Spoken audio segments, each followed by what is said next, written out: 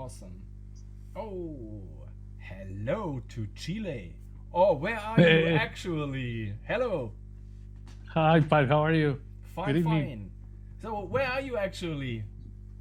I'm at home in Santiago, Chile. Santiago, Chile. Okay, Francesco, I'm very honored to have you here. I can see next to you it's dark, it's night. So tell us, it is night in the morning, night in the evening. What is your time zone right now? It's 9 p.m. right now here in Santiago. All right, 9 p.m. Okay, it's 1 a.m. in Germany right now. So, It's woo. been quite a day for you, huh? Yeah, yeah, yeah. Long day, long day. Yeah. So, hello, Francesco. Let me introduce you. Um, Francesco is a water sommelier from Chile, and he is one of the founders of APSU Patagonian Water. And maybe the one or other person just saw the bottle presented on Instagram or on Facebook or on the shop. And yeah, it's a very unique and new brand that has been now on the market. And I'm very, very happy to have Francesco now here to tell us a little bit about the story, the background of APSU, and the background of the whole water story and the water journey of you, Francesco. So, come and tell us, how did you came to the topic of water? The first thing is, how could you get a water sommelier? It's just we are drinking water. That's nothing special. So, why did you came to get a water sommelier? Well, first of all, thank you for the invitation to share with you today. Um, okay, the story with water started was I was talking to some friends that live in Patagonia, and they had invented this nomad harvesting system. So that caught my eye, and Okay. I started doing some research with them and trying to understand what was a nomad harvesting system. So what these guys did is that they invented a mobile harvesting plant that you can take to different sources all around Patagonia to harvest the best waters or the cleanest waters around. After analyzing some studies of the region, we realized that water in Patagonia it's really clean. I don't want to say pure because pure means it doesn't have any TDS, any minerals or anything, but it's really clean water. There's no contaminants whatsoever that you can detect in these waters, and they are all over the region. Yeah. So the whole purpose of this is how to go and harvest these waters so you can show them around the world and get people to experience these really awesome waters all around. So we developed this concept. We started bottling APSU water this year. The project started about 8 years ago. So 8 years. yeah, it's been a long time since we started with the idea. My partner started with the idea. They developed the plan. They got all the necessary permits to go and harvest all these different kinds of water. And this year we started harvesting our first vintage, which is 2022 vintage. And it's glacier water from the Gran Campo Nevado, which is a very remote area. We can only reach it by boat. So we have to, it's quite a long way from Punta Arenas, which is a city that is pretty much in the tip of South America in the south. It's the last stop before you go to Antarctica.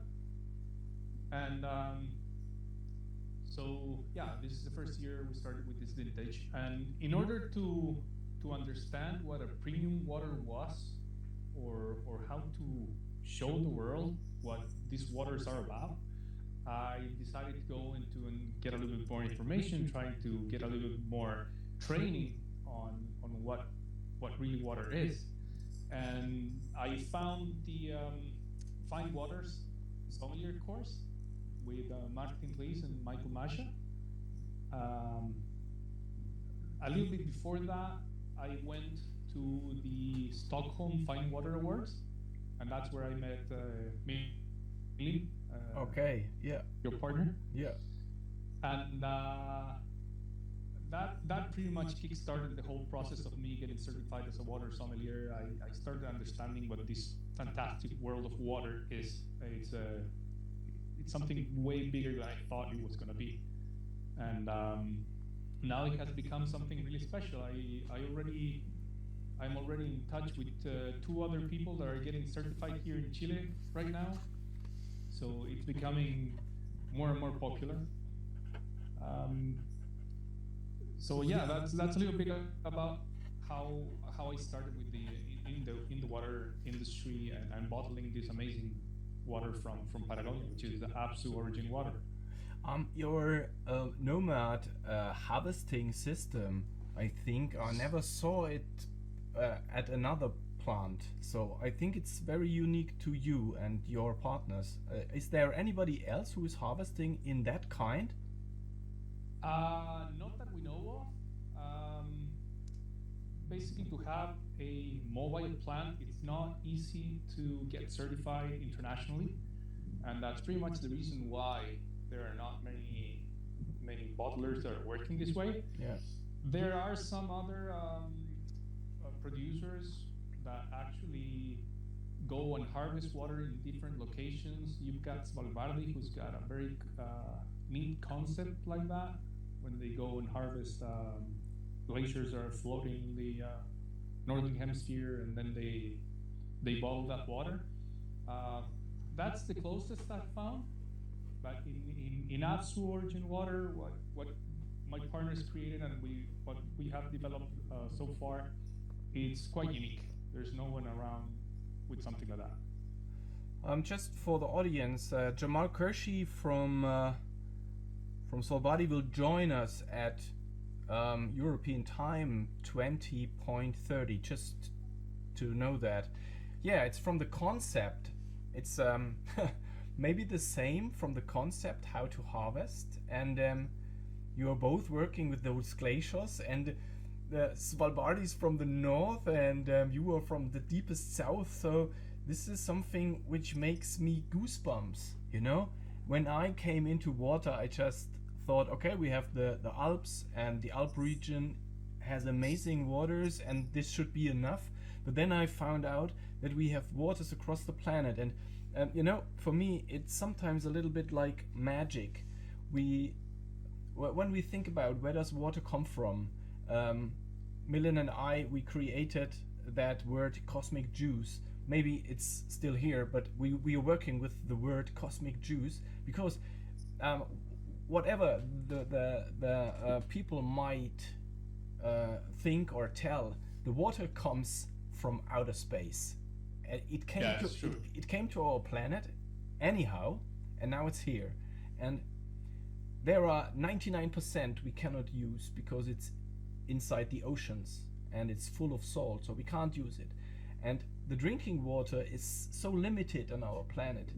And inside this limitation of drinking water, we have so special taste sensations from all across the globe, and this makes me stunning, and this makes me feeling very, very satisfied that we have access to all these waters, so we can give our customers the accessibility to those waters. They can buy those brilliant waters from all around the globe.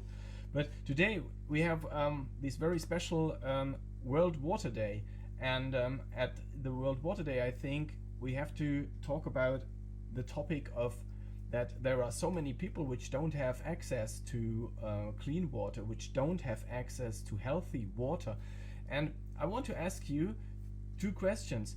In Chile or in South America, I've been there 20 years ago. I was in Peru and I was in Bolivia, and this was the first time I went in that region, and I found out, okay, water is something very different in South America to Europe. So when you never saw that before, it's a complete other world. And so my question is, how do people think about the accessibility of healthy drinking water? And the second question is, does the World Water Day exist in Chile? Is there a community talking about that? Are there festivals or events which are close to World Water Day? Okay, a little bit about the first question. Water in South America, it's very different country to country, the accessibility that you have for water. Um, there are countries that actually have very scarce resources and they have a very limited capability to process it, to make it drinkable water. And I'm talking, I say South America, but it's really from Mexico down. Yeah. Uh, when you go to Mexico, for example, when you go to a beach resort or something, they always tell you don't drink the water from tap, don't drink tap water.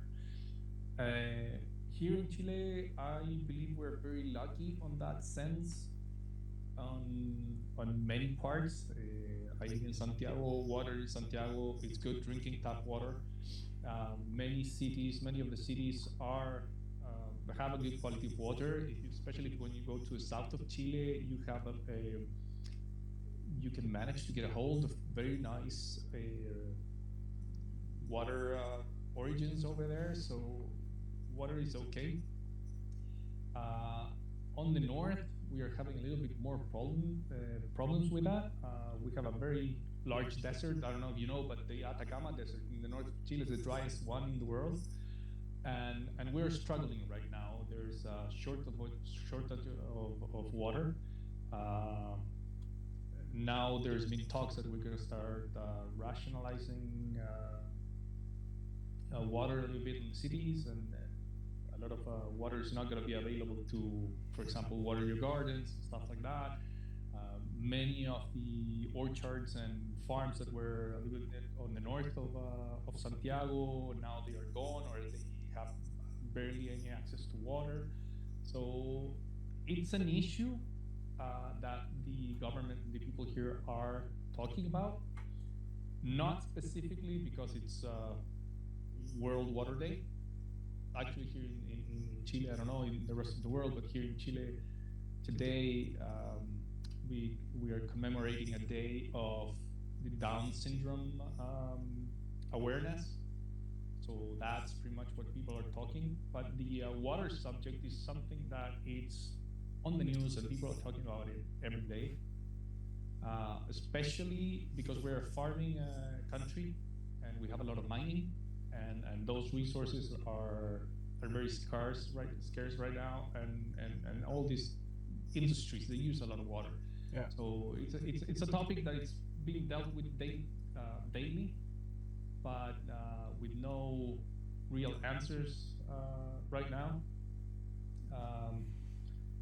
For example, in APSU, one of the things that we've always dreamed of, well, we raise resources by selling this water to do some environmental projects, but at some point we also want to go into social projects, and one of them is to be able to send water from these very southern latitudes, because there's a lot of water available there that it cannot be used right now because there are not the means, not the resources to transport it.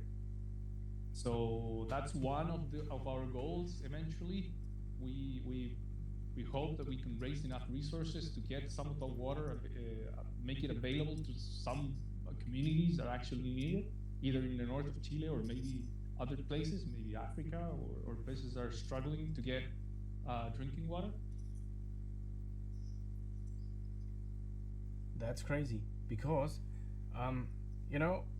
we had, before you joined us, we talked to the Bubbles podcast, Steve and James Passmore, and before that we talked to Wassa from the Austrian Alps. And when Millen and I started to collect different brands, we recognized that there is one thing which is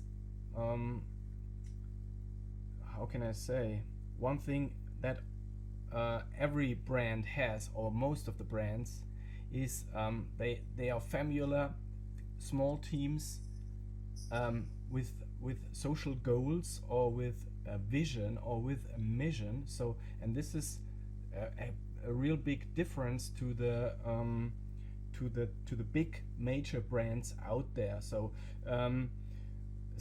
James Passmore just said clearly, in very clear words, what Nestle is doing is not good in no way. So he said that very clear as a child, you know, in just 2 sentences, you know. And the brands we are working with, just like you or Vossa, they are always telling the same. They say, okay, we have to look that our production is running so that we can make money. And when we make money, we have the possibility to create something more. And when it comes to creating something more, it's always keeping the environment clean, giving people access to water, doing good things. And this is something I really like, because when people are talking about us, about fine liquids, they always think, oh, look at that, guys, they think they have to sell precious water from around the planet. What should be precious on that? But what they don't see, and this is why I'm saying that, is we are supporting brands like you and Vossa and all the others because we see that you are going a new way and you are going on a new path to work with water. And this is what we want to support, because we see in that kind of going with water the future. Because when we do it like Nestle or Danone, we will pump it empty. We will pump it empty, and that's not how we can go. If we do it like that, we will no longer have drinking water for all the people and all the plants and all the animals around the globe. Well, I agree with you. I mean, we are using a resource that should be available for everyone, for people, for humans, for animals, for plants all over the world. So when we started our project in APSU, the goal was, what do we do that we can make resources or get resources to help in some way either the environment of the region and be socially responsible? What is it that we can do? So we designed this strategy of harvesting really low volumes of water, trying to leave no trace on the place where we're going to harvest this water. And that's one of the reasons that we made this normal harvesting plant, is that we take the plant there, we take some water, and then we leave, and there's nothing left. The place is left completely untouched and in a natural state. But the whole goal was, you know what, we have to do this so that the bottle that we make, it's very exclusive, so we can sell it at a high price. That means that we don't take too much water out of the area, and it gives us enough sales, enough money to raise resources to work on these projects on the area. So just for you to understand, we can go and get all the water that we need for a year's production in one day. So we travel there in one day, we get enough liters of water to harvest our production and bottle that production. So we don't have to go there every day. We don't have a plant there working 24/7. It's a very limited, and the whole point is to leave no trace in the area. Yes. That is, I believe, is very important for a brand like this. I mean, we never thought about building this huge plant and just like what you say, just like pumping water. It makes no sense. As you say, there are many different waters around the world. People, I believe, should hopefully at some point try to experience these different kinds of water from all over the world. And I believe it's not necessary to sell billions and billions of gallons of water. That it's what you say, it's just pumping and pumping and pumping. It doesn't make any sense. And we started on the other side of the equation. It's like, what do we do that all these resources can go back to the environment here, can make us understand what's going on here? We want to support some scientific studies on things that are going on in the region right now, especially with the glaciology, trying to understand what's going on with the glaciers there, trying to minimize the impact of these melting glaciers falling into the ocean. That also creates an impact over there, so that makes us have some people be interested in going with us when we harvest to actually study what's going on the ocean at that same point when we're harvesting. I mean, it has to go that way. The resource we're using to raise money, it's precious, and it's not precious just for us, it's precious for everyone. So we need to be very responsible when we use it. That's the whole purpose of this company, of this business. I'm really excited and not really surprised about how you explained price politics and how you're coming to that price. I think you saw that APSU Water created a huge media attention in firstly in UK and then in the entire world because of the price. And it was a frenzy, actually. Yeah, and but I think it's just like you explained, it's an initial experience. And the thing is, when people are when they are not open-minded, they will say, oh my god, what is that? They are stupid, they are crazy, what are they doing? Fuck off. So if you could see it like this, but when you see it with other eyes, it is an initial experience. And this is what I want to add to this discussion, because I think when you first have the initial experience of a price like this, and there is a Millen or a Pat or a Francesco beneath and telling you a story like you told, and say, when will we start to value water? I think that's the really question. When will we start to value water? We did that not in the past. We don't really do it right now. We just opened our eyes and we see, okay, the glaciers are melting into the sea. Ooh, what shall we do? It's climate change. Shall we do something? Is there something we can do about climate change? The next thing is we are losing the rainwaters directly back into the oceans. We're losing it. We don't recycle the water we have. So many issues all around, and so we are losing the water and we don't see it because the groundwater is going back, the seas are lowering down, but nobody really sees it. As long as you can open the tap, drink it, it's very easy. And then there comes APSU and says, no, look at that, that's a price for water when you look at it like we look at water. And when I first had my very, very expensive bottle of water, I thought, no, that can't be, that's not good.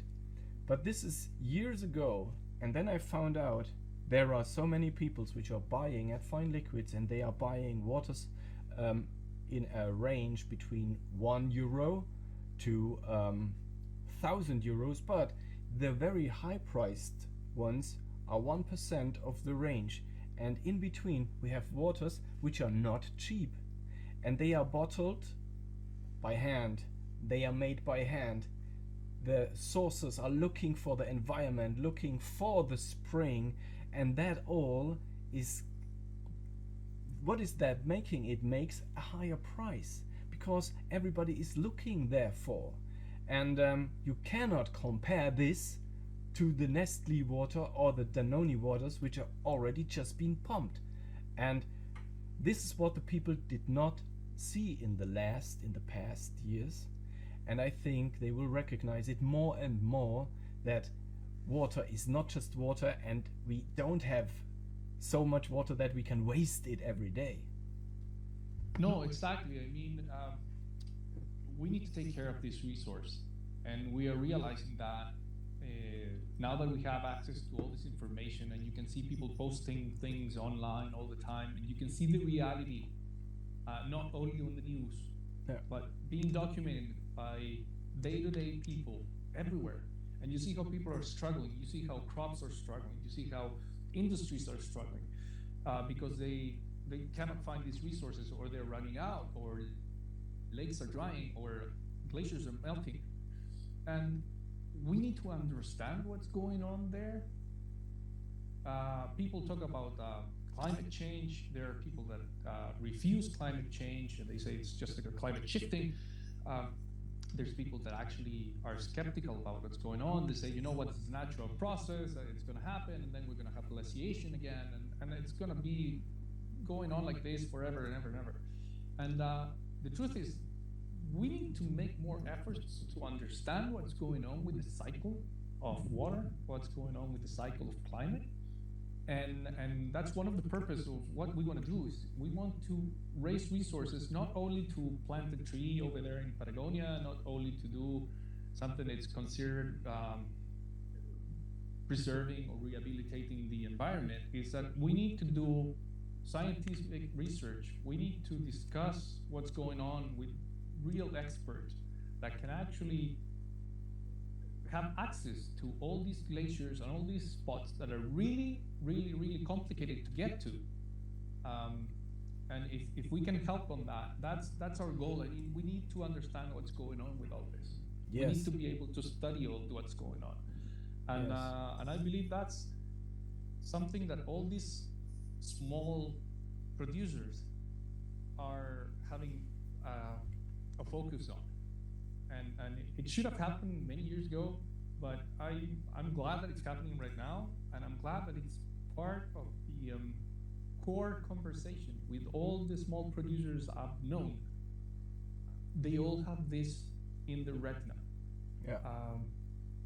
It's there, it's part of the business, it's part of their vision, their mission, and it's very satisfying to know that it's not, their goal is not to become rich by selling water.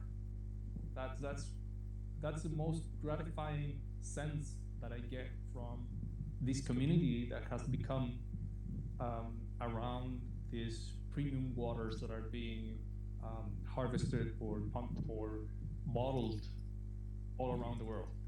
Yeah. I think it's gratifying and it's satisfying to know that you're not alone in this. Yeah, I think you bringing that directly on a point. I did not see it when I got into fine water business, premium water distribution. I did that because I really like those waters. I want to have access to those waters, and so why not sell it to anybody else? So this was my thinking of. And when I got into, when I met Jamal the first time, I thought, oh my God, this is the founder of Svalbard. He must be, oh my God. You know what I mean? I was very, very excited about the person. And then I found out, oh, this is a passionate guy. He follows his inner rules. He has his disciplines, and he has his rules where he is working with. And then I found out, okay, this is someone you have to be proud of, because he is changing something and he's bringing the focus in another way onto water. And then Svalbard wasn't just an expensive bottle. Svalbard was a message, and this is what I did not see when I started doing that business. And so I met more and more small producers, and I found out, okay, this is a community of people which are trying to change the industry in their kind of how they want to deal with it. And that's really amazing to be part of that. So hopefully we can do our part in helping changing thinking about water and giving water the value that it deserves. And hopefully we all are long enough in the business to deal with that. We saw so many brands coming and going, but when I look at it in a realistic way, the brands which disappeared were always brands which tried to get money as fast as they can. sometimes they have not the real marketing, and so they disappeared. But on the other hand, I know it's a real hard business, and so we just want to say, do the business as good as you can and as long as you can, and spread the message of APSU and spread the message of nomad harvesting and what you are doing, because I think it shows a kind of way which nobody ever did before, and I'm really honored to be part of that story. I'm honored to know you and to know APSU, and when I when I invited you or anybody else to this show today, I said hashtag cancelworldwaterday, and I did that because I wanted to make clear that I'm completely stressed up with that situation, because we have to face World Water Day is maybe 30 years old now, but there has not been so much change in the last 30 years. But it is, as you said, it's now more and more in the awareness of the people, and it has to be in the awareness of the people. A World Water Day is just a day, and James from California, our youngest water sommelier, said it should be every day a World Water Day. We cannot waste it anymore. We have to be sustainable when we are looking at the water. When we are showering, just do it in 5 minutes. Take care of what you have. And so I don't want to cancel World Water Day. I just want to say what we did in the past was not enough. So let's do what we can. We need to reinvent Water Day. Yeah. We need to make it. We need to make people aware of it, and I guess all these producers of bottled water are putting the focus on that.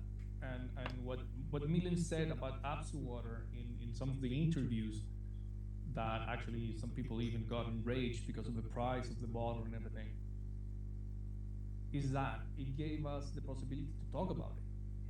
People got interested right away and said, like, why is that water so expensive? Yeah. Well, the whole purpose of the water is not to sell water and become rich. That doesn't make any sense, and it's not the objective of something like this. Yeah. This is a resource that needs to be taken care of. This is a resource that it should be a human right for everyone to have access to clean drinking water. Yeah. And there's ways to make this, to create this awareness and to communicate this to the world. And we believe this is one of the ways to do it. Plus all the work that this very rich network that we've created with you guys in Fine Liquids, with the Fine Water Society, all these producers all around the world, other distributors in the US, in Africa. There's so much going on when you get into the water industry that wasn't out there being branded or being talked about.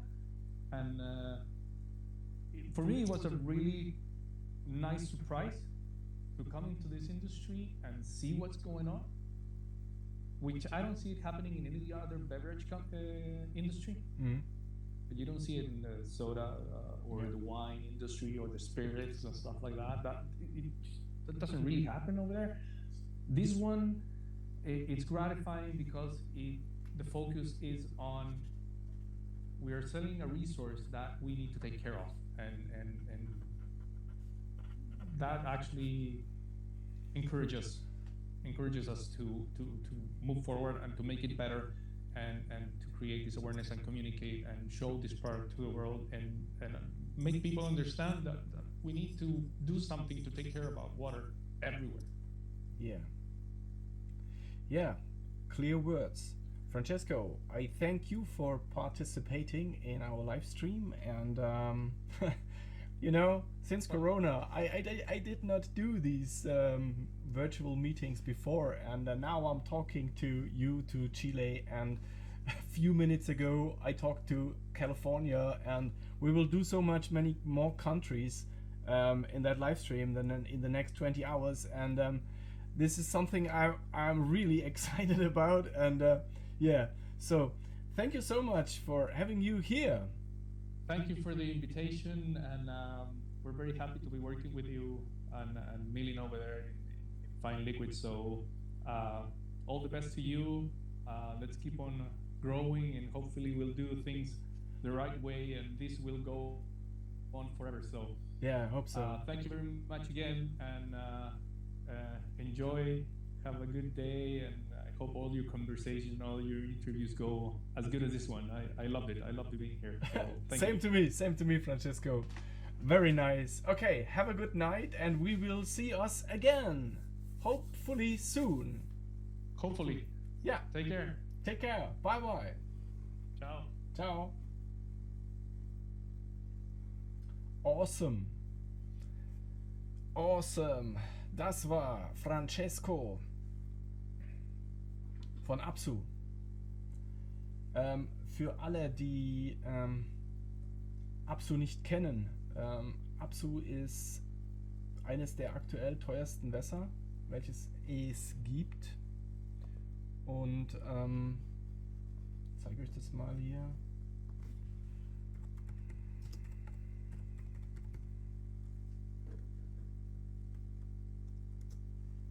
Gehen wir mal. So. Gehen wir doch mal zu APSU. Also APSU ist wirklich ein absolut outstanding Water. Was ist da denn los? Hier. Okay.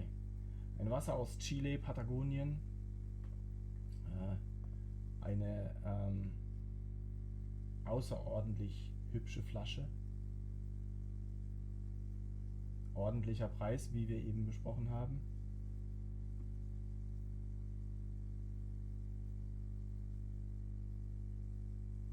Ja. Sehr leicht. Gibt es da schon ein Video? Nein, gibt es kein Video. Aber die kommen. Also es gibt ein paar sehr schöne Harvesting-Videos und die werden wir in der nächsten Zeit auch zeigen. Und zwar direkt von der Abfüllung. Ah, wartet mal kurz. Ich glaube, ich habe da eins. Ja. Zeige ich euch mal eben.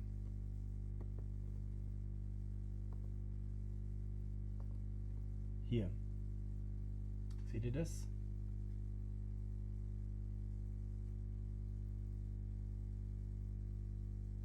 Awesome, oder? Genau. Und hier in dem Bachlauf wird geerntet. Das ist das Nomad Harvesting System. Und hier, cheers Francesco. Genau. Okay. Ja, APSU eben. Und für alle, die es nicht mitbekommen haben, als Melin die Wasserboutique in London eröffnet hat, hatten wir einen riesen Hype. Das heißt, zuerst hat die englische Presse geschrieben, ich schätze mal so an die 20, 30 Artikel, und dann ist natürlich die internationale Presse darauf aufmerksam geworden und ja, also da war dann schon ganz schön was geboten und überall war APSU im Gespräch, eben weil es für diesen Preis angeboten wird. Aber für alle, die jetzt zugehört haben, ich denke, ist auch nochmal klar geworden, es geht hier nicht um den Preis. Ja? Es geht hier um was ganz anderes und es geht um deutlich mehr als nur um den Preis. Ja, ich denke, das ist klar geworden.